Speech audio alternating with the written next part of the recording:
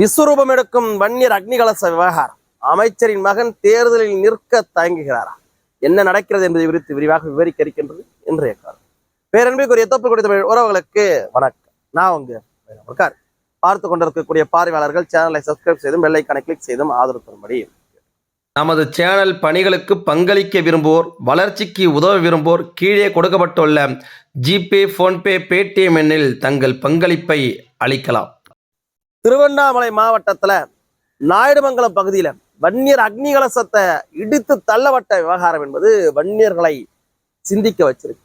தன்னுடைய அடையாளத்தை கூட அழிக்க நினைக்கிறானே திமுக காரன் என்ற கோபத்தை அவங்க மனசுல எல்லா மாவட்டத்திலையும் திமுக வீழ்த்துணை என்கின்ற நிலைப்பாட்டுக்கு வன்னியர்கள் வந்திருக்கிறாங்க என்று பலரும் பேச தொடங்கியிருக்கிறாங்க. அதுவும் குறிப்பா திருவண்ணாமலை மாவட்டத்துல இனிமேல் திமுக தலை தூக்கவே முடியாது என்கின்ற நிலைப்பாட்டுக்கு வன்னியர்கள் விட்டு வந்திருக்கிறாங்க. திருவண்ணாமலை நாடாளுமன்ற தொகுதியில அமைச்சருடைய மகன் கம்பன் களமிறங்கிறதா இருந்துச்சு. இந்த சம்பவத்திற்கு பின்பாக கம்பன் நம்ம போட்டியிடலாமா இல்ல பின்வாங்கலாமா என்கின்ற நிலைப்பாட்டுல இருக்கிறார். அவங்க அப்பா மேலேயே கம்பன் கோபத்துல இருக்கிறதா அந்த பகுதி மக்கள் சொல்றத கேட்க முடியும். திமுகவினுடைய திருவண்ணாமலை மாவட்டத்துடைய குறுநில மன்னர் போல இயங்கிட்டு இருந்த ஏவாவேலு அங்க ஒரு வன்னியரை கூட தலை தூக்க விடாம அவர் வைக்கிறதா சட்டம், அவர் தான் ராஜ்யம் என்கிற ரீதியில வன்னியர்களை ஒரு கிள்ளுக்கிறையாட்டம் கருதிட்டு வந்தார். அதனுடைய உச்சபட்சமாக வன்னியர்களுடைய அடையாளத்தை அழிக்கவும் துணிஞ்சாரு ஏவாவேலு. 2 வருடத்திற்கு முன்பாக நாயுடுமங்கலத்துல இருந்த வன்னியர் அக்னிகலசத்தை சாலை விரிவாக்க பணின்னு அகற்றினார். நெடுஞ்சாலைத்துறை அமைச்சராகவும் இருக்கக்கூடிய ஏவாவேலு அவர்கள். அந்த பின்பாக அப்போ என்ன ஒரு உத்தரவாதம் கொடுத்துச்சுன்னா, பணிகள்லாம் முடிஞ்சதுக்கு அப்புறம் நீங்க வச்சுக்கலாம்னு சொன்னாங்க. ஆனா பணியெல்லாம் முடிஞ்சு வைக்கவே இல்லை. அப்புறம் தான் புரிஞ்சது இது வன்னியருடைய அடையாளத்தை அழிக்க ஏவாவேலு போட்ட திட்டம்.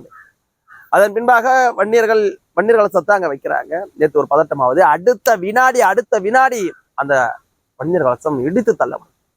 இதை பார்த்த பின்பாகவும் திமுகவுக்கு ஓட்டு போட வன்னியர் என்ன எந்த ஒரு சொரணையுமே இல்லாதவன்னு நினைச்சிட்டாங்களா? மாநில கொள்கை விளக்காடி செயலாளரும் முன்னாள் சட்டமன்ற உறுப்பினர் அண்ணன் கணேஷ்குமார் அவர்களும் பல நூறு பாட்டாளிகளோட அங்க திரண்ட போதே திமுகவினர்கள் மனக்கணக்கு போட ஆரம்பிச்சாங்க. தொடக்கூடாத தொட்டுட்டோம், இனிமேல் இங்க திமுக தப்பிக்கவே தப்பிக்காதுன்னு திமுக காரங்களே பேச ஆரம்பிச்சாங்க. தேர்தல் நேரம் அதுமா ஏயா இவருக்கு இந்த வேலை இல்லாத வேலை அப்படின்னு அமைச்சரை வசப்படுறாங்க. இந்த திருவண்ணாமலை நாடாளுமன்ற தொகுதியில யார் நின்றாலும் திமுக சார்பாக யார் நின்றாலும் அவருக்கான தோல்வியை உறுதிப்படுத்துறோன்னு வன்னியர்கள் கோபம் பெற சொல்றாங்க. இப்பவும் அந்த கோபம் வரலன்னா அவர்கள் வன்னியர்களா என்ற கேள்விய கேட்பாங்களா இல்லையா? திருவண்ணாமலை மாவட்டம் யாருடைய மாவட்டம்? வன்னியருடைய மாவட்டம். அந்த வன்னியருடைய மாவட்டத்துல 2 அதிகார மையம் திருவண்ணாமலையில செயல்படுது. ஒண்ணு ஏவாவேலு, இன்னொன்னு பிச்சாண்டி. ஏவாவேலுவும் பிச்சாண்டியும் ஒரே சமுதாயத்தை சேர்ந்தவங்க. அந்த மாவட்டம் முழுக்க அலசி பார்த்தாலும் அவர்கள் 3 விழுக்காடை கூட தாண்ட மாட்டாங்க. அந்த சமுதாயத்தை சேர்ந்தவர்கள் அந்த பூமிக்கு சொந்தக்காரர்களான வன்னியர்களை அடக்கி ஆள்ற சூழ்நிலை இருக்கு. இன்னைக்கு ஓராண்டு 2 ஆண்டா இல்ல, 1/4 நூற்றாண்டுக்கு மேல. இதற்கெல்லாம் காரணம் யாரு? ஏவாவேலு அவர்கள் தன்னை மந்திரியாக்கின இந்த பாவப்பட்ட வன்னிய பெருங்குடியின மக்களுடைய அடையாளத்தை கூட பொறுத்துக்க முடியலன்னா உங்களை எதுக்கு அமைச்சர் பதில் அவங்க உட்கார வைக்கும்? ஏவாவேலு திருவண்ணாமலையில இருந்தானே ஜெயிச்சு எம்எல்ஏ ஆகி அமைச்சரானாரு. திருப்பூரால இருந்து ஜெயிச்சு அமைச்சராகி எம்எல்ஏ ஆகல. இவருக்கு அடுத்தபடியாக இவர் பிள்ளைய கட்சியில கொண்டு வந்து நாடாளுமன்ற உறுப்பினர் ஆக்கணும்னு ஆசைப்படுற இவரு வன்னியர்களை சீண்டி பார்ப்பதற்கான காரணம் என்ன? வன்னியர்களை ஓட்டு போட்டா காசு கொடுத்தா ஓட்டு போட்டுடுவாங்க. ஆனா அவருடைய எதிர்த்தரப்பினரை நம்ம வன்னியர்களுடைய விரோதி மாதிரி காமிச்சாதான் ஆப்போசிட் தரப்பு நம்மளுக்கு ஓட்டு போடணும் என்ற கணக்கு அவருக்கு. உங்களுக்கு புரியுதுங்களா? வன்னியர்களுடைய இந்த வன்னியர்களை சீண்டினா தான் ஒரு பிரிவினர்கள் ஓட்டு போடுவாங்கன்னு இவனாவே தப்பு கணக்கு போட்டு வச்சுக்கிட்டு வன்னியர்களையும் இன்னொரு பிற சமுதாயத்தையும் மோத விட்டு அதுல குளிர் காஞ்சி நடுவுல நம்ம சிந்து பாடிட்டு போயிடுறோம்ன்ற நிலைப்பாடுதான் அது. வன்னியர்களுக்கு எதிரானவர்களா நம்ம காமிச்சாதான் அந்த தரப்பு ஓட்டு போடன்னு திமுக திட்டம் போட்டு வேலை செய்யுது. அப்படியான ஒரு பிம்பத்தை உருவாக்குது. அப்படியா இருக்கிறது களம். அப்படியான அச்சம் ஏன் வன்னியர்கள் மீது இல்லை? வன்னியர்கள் காசை கொடுத்தா ஓட்டு போடுவாங்க நிலைப்பாடா? இந்த ஒரு வன்னியர் அக்னிகலசம் என்பது ஒரு நாடாளுமன்ற தேர்தலின் தொகுதியோட முடிஞ்சு போறது கிடையாது. 40 தொகுதியிலையும் வன்னியர்கள் திமுகவிற்கு எதிராக வேலை செய்யும். அப்பதான் இதுக்கு ஒரு விடிவு பறக்கும். இந்த நாடாளுமன்ற தேர்தலில் அமைச்சர்கள்லாம் தன்னுடைய மகனை கொண்டு வந்து நிறுத்துறதுக்கு அவ்வளோ முயற்சி பண்றாங்களே. அந்தாண்ட ஏவாவேலு அவருடைய மகன் இந்த ஆண்ட பொன் கௌதம் சிகாமணி கள்ளக்குறிச்சியில, கடலூர்ல MRK பன்னீர்செல்வம் அவருடைய மகன் இருப்பார்னு சொல்லப்படுது. அங்க திருச்சியில KN நேரு அவருடைய மகன். இந்த வாரிசுகளை எல்லாம் வாரி சுருட்டக்கூடிய தேர்தலா, வாரி சுருட்டி வீட்டுக்கு அனுப்பக்கூடிய தேர்தலா, அடுத்த தலைமுறை கூட திமுகவில் தலையெடுக்க முடியாத தேர்தலா இந்த தேர்தலை மாட்டி காட்டினாதான் வன்னியர்களுக்கான உரிமை பெறும். வன்னியர்களை ஏச்சு பொழைக்கிறவனுக்கு ஒரு பாடமாக அமையும். ஏவா வேலு போன்ற வன்னிய விரோதிகளுக்கு ஒரு எச்சரிக்கையாகவும் இது இருக்கும். எப்பேற்பட்ட அநியாயம், எப்பேற்பட்ட அக்கிரமம்! வன்னியர் அக்னி கலசத்தை இடித்து தள்ளக்கூடிய செயல். வேற எந்த ஒரு அடையாளத்தையாவது இடிச்சு தள்ளிட முடியுமா?